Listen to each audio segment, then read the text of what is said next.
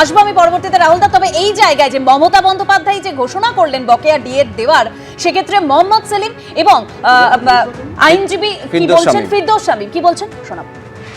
আন্দোলনের রেজাল্ট বলে, পরিষ্কার কথা বুঝতে পারছেন না কেন, 9 তারিখে এই সরকার গেছে কোর্টে এবং বলেছে আমাদের সময় দিতে হবে, টাইম বাড়ানোর আবেদন জানিয়েছিল। 13 তারিখে স্ট্রাইক হলো সফলভাবে।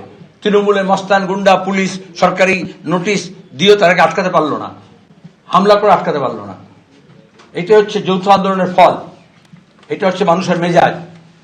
আর তার সঙ্গে বেশি হচ্ছে যেটা আবেদন করেছিল তখন শুধুমাত্র রাজ্য সরকারি কর্মচারীদের কথা বলা হয়েছিল, পঞ্চায়েত কর্মী, পুরসভা কর্মী, শিক্ষক, প্রাথমিক মাধ্যমিক কলেজ বিশ্ববিদ্যালয়, এবং তার সঙ্গে হচ্ছে যে পাবলিক সেক্টর থাকে, আধা সরকারি থাকে, সেইগুলোর কর্মচারীদের গণনার মধ্যে নেননি। স্ট্রাইকে সবাই সামিল হয়েছিল। যে সরকার 4 দিন আগে ওদেরকে গণনায় নেয়নি, একটা স্ট্রাইকের পরে সবাইকে গণনায় নিয়েছেন।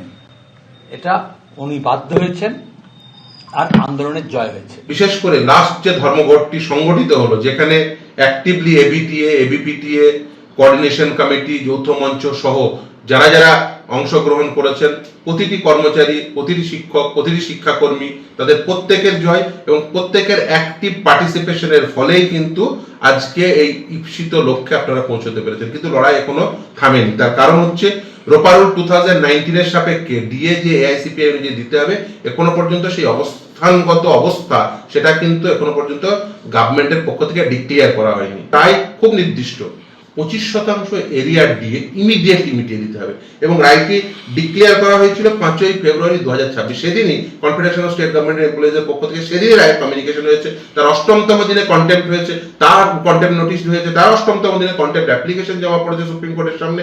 সুপ্রিম কোর্টের সামনে এখন 3টে প্রসিডিংস পেন্ডিং, একটা হচ্ছে কন্টেম্প্ট প্রসিডিংস, একটা হচ্ছে মিসলিনিয়াস অ্যাপ্লিকেশন, আর একটা হচ্ছে রিভিউ।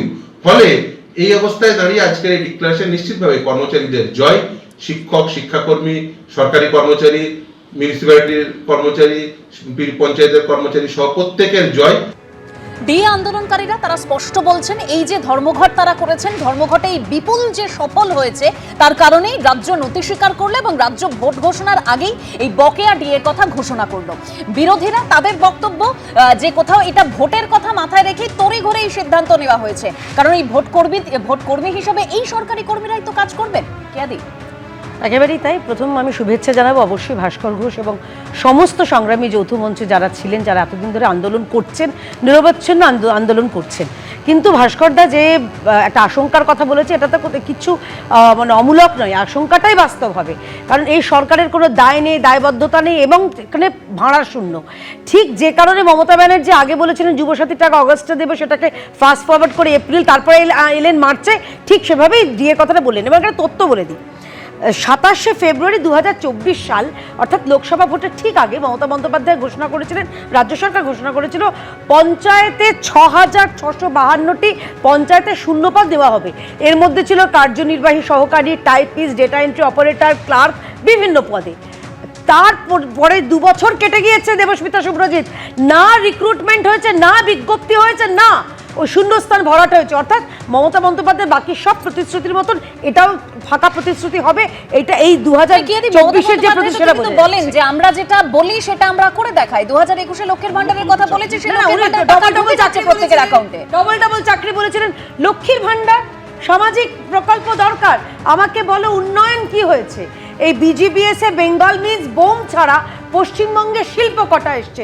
তুমি নিশ্চয়ই বলবে না যে দিদি খেয়াদি চপ শিল্প, মোমো শিল্প, কচুরি শিল্প, ফুচকা শিল্প, কাশফুলের বালিশের শিল্প, ঢপ শিল্প, সোনা পাচার, গরু পাচার, বালি পাচার, এগুলো শিল্প, নিশ্চয়ই বলবে না। বাস্তবে পশ্চিমবঙ্গে শিল্প কোথায় এসছে?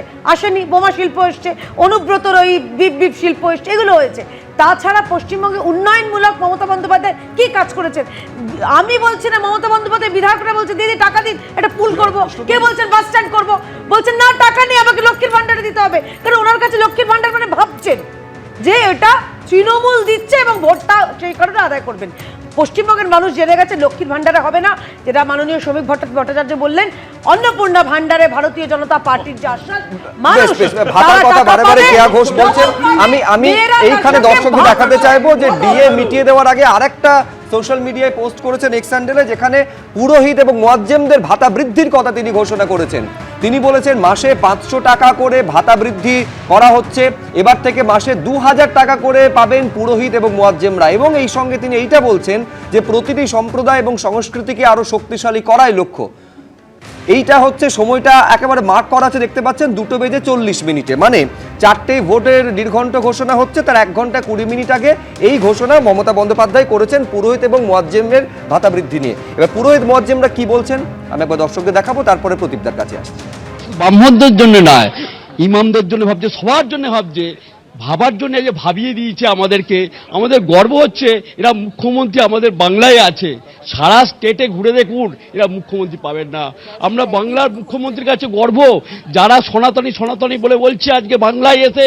বিজেপির কাছে আমাদের শিখতে হবে যে সনাতনী সনাতনী, মুখ্যমন্ত্রীর কাছে শিখুন।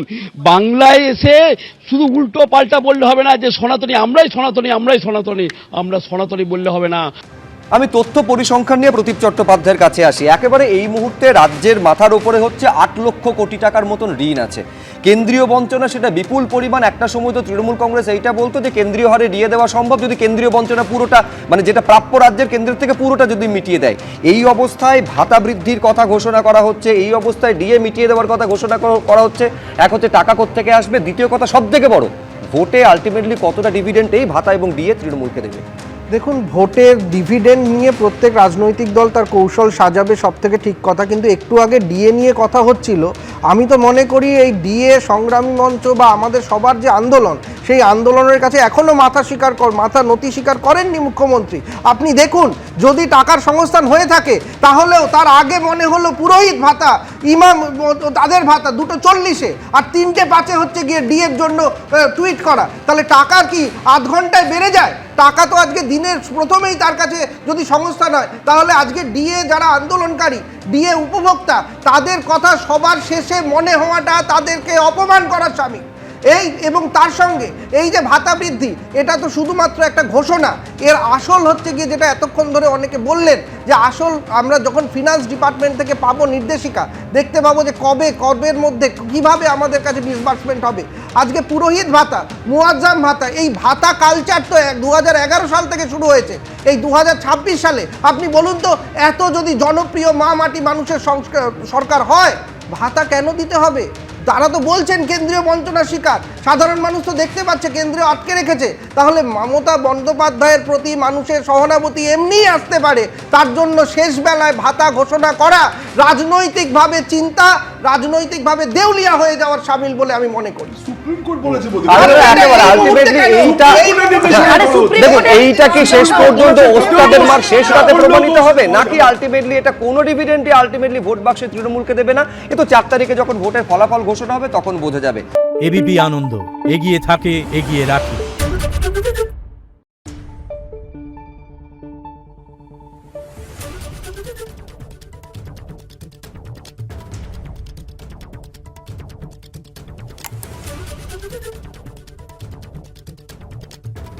Thank you.